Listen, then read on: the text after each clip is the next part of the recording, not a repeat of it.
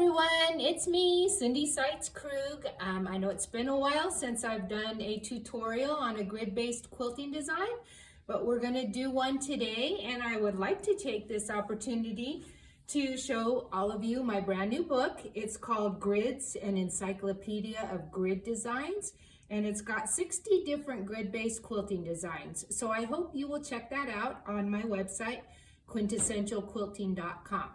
All right, so for now, we're going to start our design. And I'm going to show you some samples of what it looks like.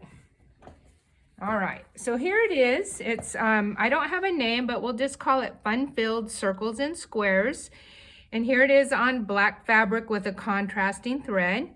And you see the thread quite a lot on that. And then here, when you do it on a blending, a light fabric with blending thread, you see more of the dimension and texture. So that's the two effects you can get. And let me show you another sample. Here it is again on black fabric with red thread. So you can see it's just a really beautiful design, and it's not as hard as it looks. So I will show you how to do that. So first of all, you have to quilt your circles and square grid. And let me show you how to do that. It's very easy. Set this over here.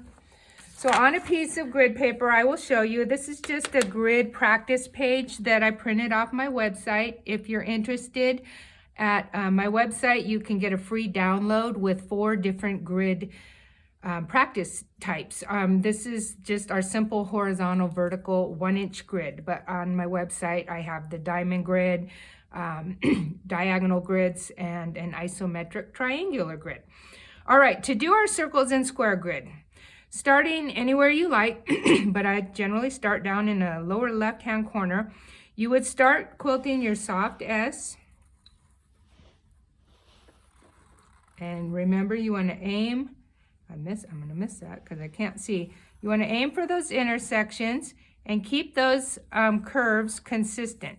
So at the top, you see our curve went inside of the block, and we want to make one of those funny squares. So we're going to do that again and coming down again. So you can see that we're going to have that funny little square there. And then this one will form part of the circle. So you just quilt those lines. And when we get down here, this is going to be a circle. So you would come around like this and go up the next vertical line. All right, so I won't do all of them. I will show you now a couple horizontal lines. So starting with your first horizontal line, this block needs to be a square, so we need to come inside of there to form that funny little square. This one's going to be a circle. And out here, circle, circle. All right, and so on. Travel over here and continue. And that's how you make your circles and square base grid for this design. So I will show you how it looks when it's all quilted out. Here it is. All right, so here is where I'm going to work. I've already filled in some of that for you, but I am going to show you on these last 2 rows how to fill those in with swirls and a little Greek key type of design. All right, got to get my rubber fingertips on so I can easily grip my quilt. I'm going to put that there. All right, so we will start in this circle. All right, I'm going to just start at this intersection. Pull up those bobbin threads so they don't make a big mess underneath. All right, starting there, we're going to lock off our stitches. All right, so start by quilting a swirl.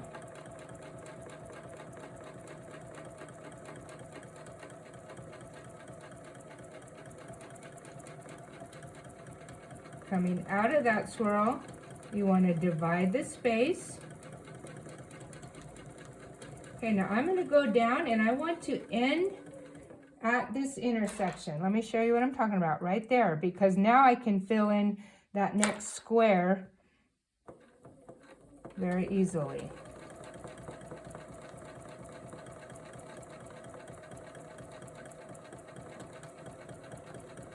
And this little square filler is kind of just like a little Greek key. So you see I ended up at that intersection again. Now I'm going to go ahead and make the swirl in the circle. And remember, when you come out, divide the space. And I'm going to end right up there. Fill in that next square.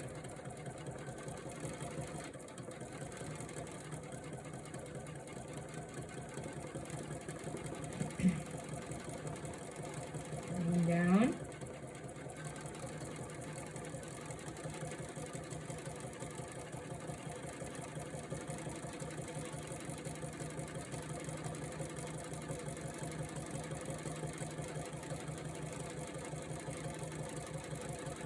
Aiming for that intersection so I can fill in the square.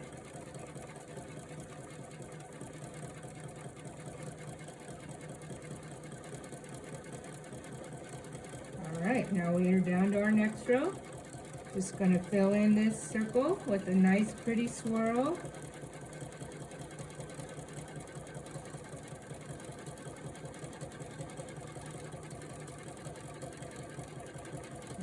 And for that intersection.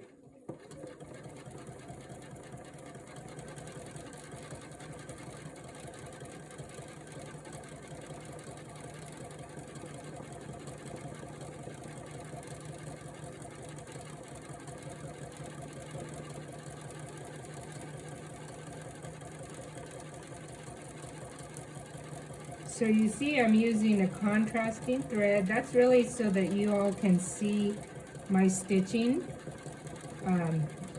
for this tutorial.